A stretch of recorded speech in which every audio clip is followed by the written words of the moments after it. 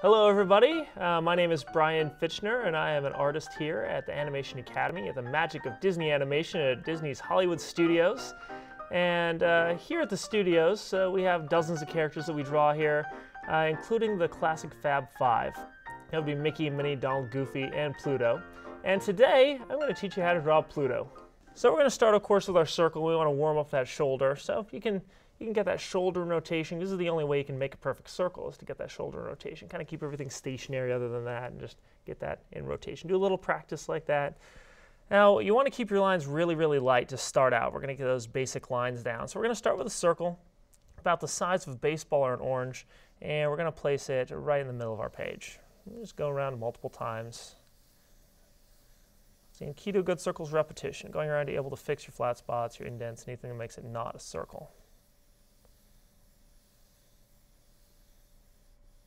It's not easy to make a perfect circle straight off the bat. The key is to just learn how to fix it until it becomes a perfect circle.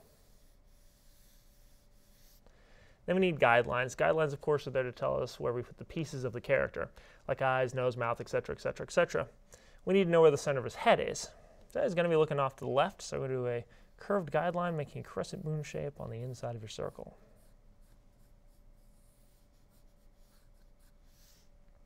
And we'll do a horizontal guideline curving across the bottom of your circle as if it were a ball.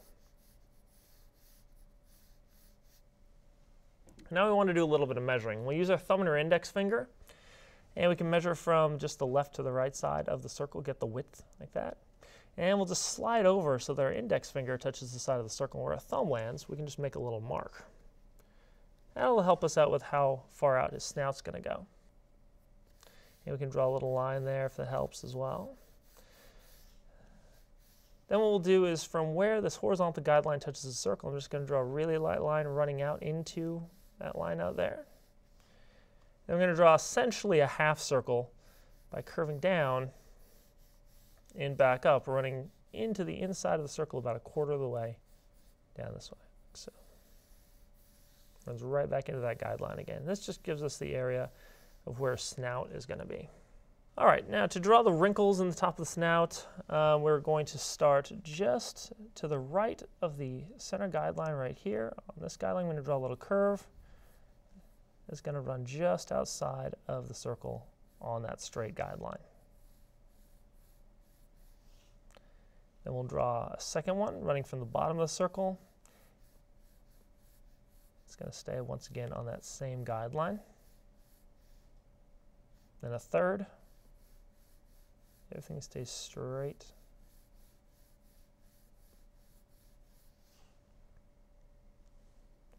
And then we'll do a fourth. And the thing with the fourth is that we're actually going to continue this up. I'm going to curve above the guideline and then run down into the guidelines over here that you drew, that straight line and that half circle. That's the top of the snout. And we're going to go ahead and draw his nose. His nose is an oval. If you're not sure how to draw an oval, just draw a circle incorrectly. That's going to be half in and half out of that snout, just right up here. Just kind of sideways.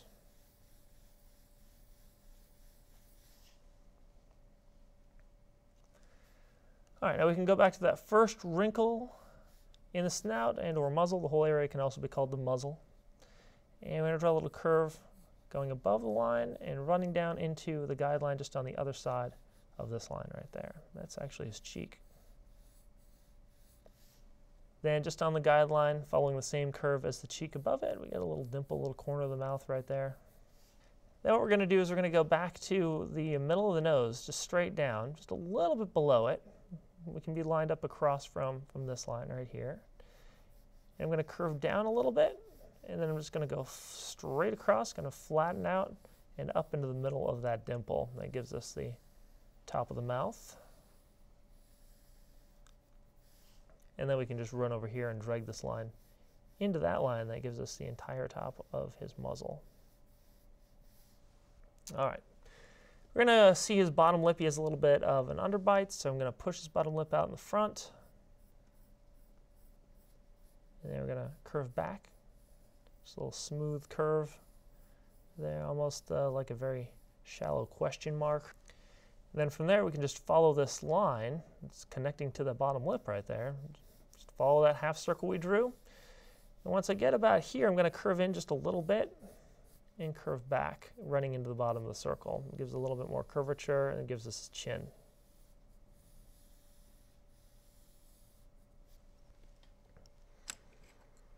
All right, now we can take the time to do some darkening. And so we're actually going to just go over and we'll darken the outline of the nose first.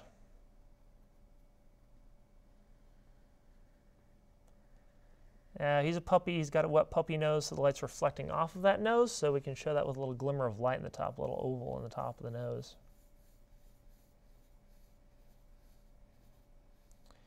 And then we'll go ahead and turn our pencil to the side, use it like a paintbrush, and shade through that nose. The faster you shave with the side of your pencil, the more even your surface is. You don't really ever want to use the tip when you're shading. The only thing that'll do is frustrate you, take you forever, look really bad when you're done, break your pencil, and give you carpal tunnel. So to avoid all that stuff, use the side of the pencil. The faster you shade, the better it looks. Also, doesn't require too much skill. You can just grab a pencil and kind of flail your arm back and forth, and as long as you're touching the paper, you'll make an even surface. It's that easy. People tend to overthink shading. They'll go in with the tip of the pencil and spend 10 minutes just filling in the nose till they've sawn through their paper. The key is you just don't want to think about it. You just want to fly through it, and it's going to look fantastic. Then we're going to go ahead and just darken the lines that we did for the muzzle. And just get all those nice and solid. Like so.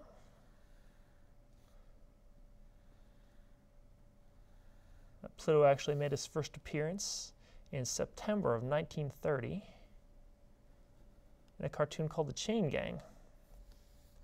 It was a Mickey Mouse cartoon, and Pluto actually played 2 different bloodhounds who were sent after Mickey, who had just escaped from jail, because Mickey was a bad boy. And his second appearance, he actually showed up as Minnie's dog, and he had the name of Rover. And then by the cartoon The Moose Hunt, they actually decided to change his name to Pluto, because the big news at the time in the newspapers was, hey, scientists discovered the existence of a new planet. Of course, it's been downgraded since then. So he got his name changed to Pluto. Also in the cartoon The Moose Hunt, Pluto actually talks. He says, "Kiss me," which was widely regarded as a huge mistake, and they never went back to it. Instead, they got to create their talking dog later, a couple years later, with Goofy. All right, let's give him some whiskers, some little dots in there, short little hairs on the ends, make sure that they're short. He's a dog, not a cat. Pluto is actually a bloodhound. All right. Now we're going to go ahead and we're going to get the eyes in place. And we're going to use the center guideline right here. And I'm going to draw a curve going up to the top of the circle. And then I'm going to shoot down into the cheek. That gives us one eye. Now, because his head is turned away from us, that means that everything on the left side of the guideline is farther away. So we're going to go about a quarter of the way down the eye and draw a little curve just running right outside the circle. And that gives us a little bit smaller eye. That's perspective. Things in the foreground are larger than things in the background, which appear smaller. Then we get the eyebrows.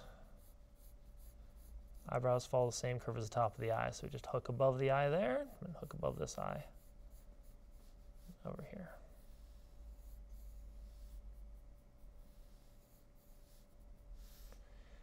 And we can pencil in the pupils, little egg shapes.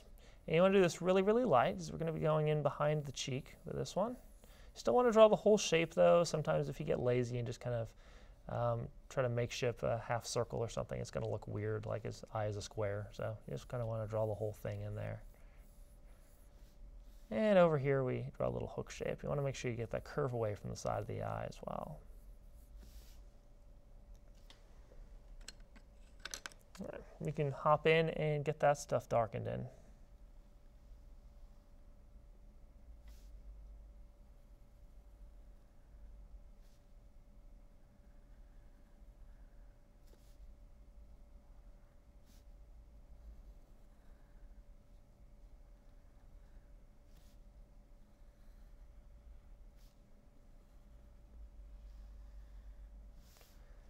With the pupils, you can add a little glimmer of light to the inside, just add a little bit of life to them, just a little ball of light.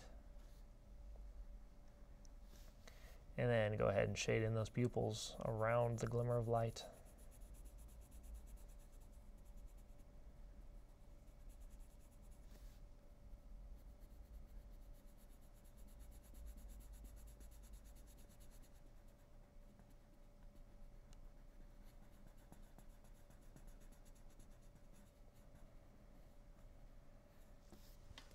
All right, we get his ears next. His ears are long, stretched out letter U shapes, like if you took a letter U and stretched it out like taffy.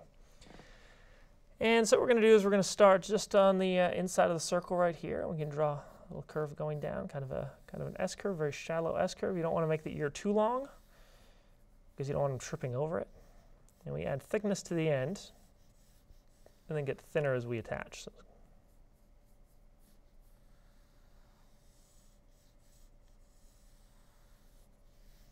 you can add a little muscle holding that ear in place, just a little U shape going behind it.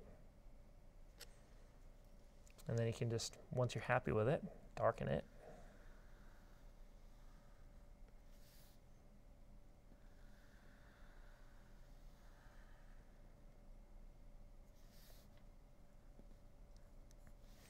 His other ear will raise above his head.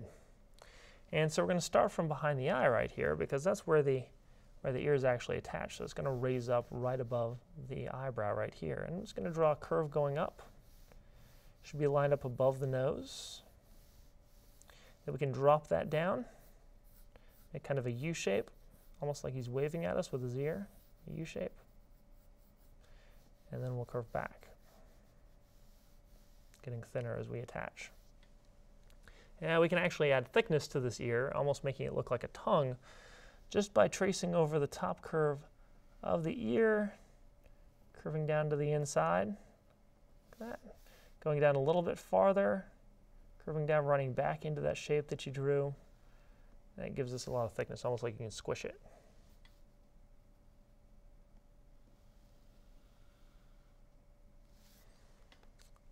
Once you've got that, you can go ahead and shade in those ears as well. Remember, you're using the side of your pencil shade really, really fast.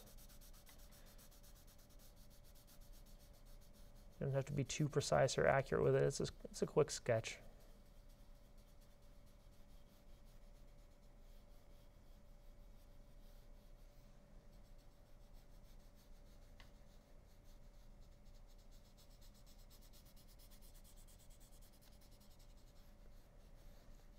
On the back of his head, he's got a bump. It's a brain bump. All bloodhounds have it. All real bloodhounds, all fake bloodhounds. Both he and Goofy have it. Goofy's just covered with his hat. And so we're just going to start from the back and draw a little shallow bump on the back of his head. You kind of want to keep it close to the back of the circle. Don't make it too big.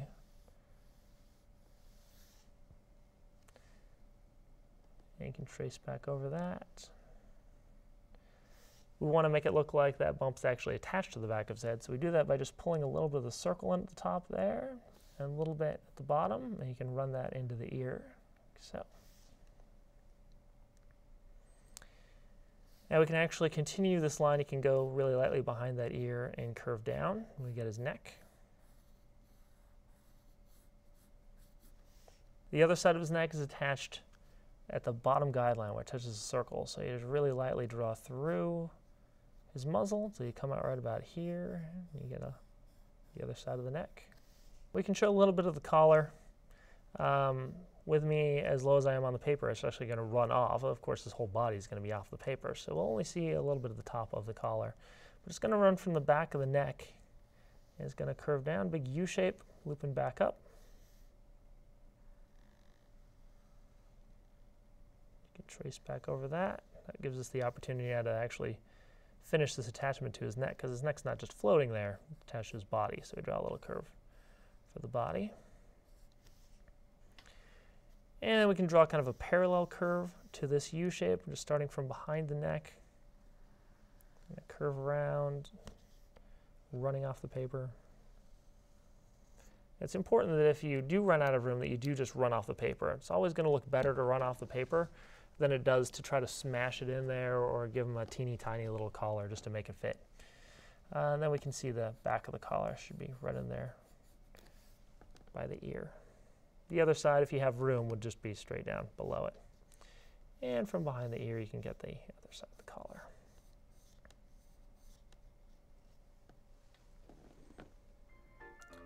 There you guys have it. You can go ahead and sign your drawing. Always sign your drawing, so everybody knows whose masterpiece this is. There you guys have it. A very, very quick lesson on how to draw the one, the only Pluto.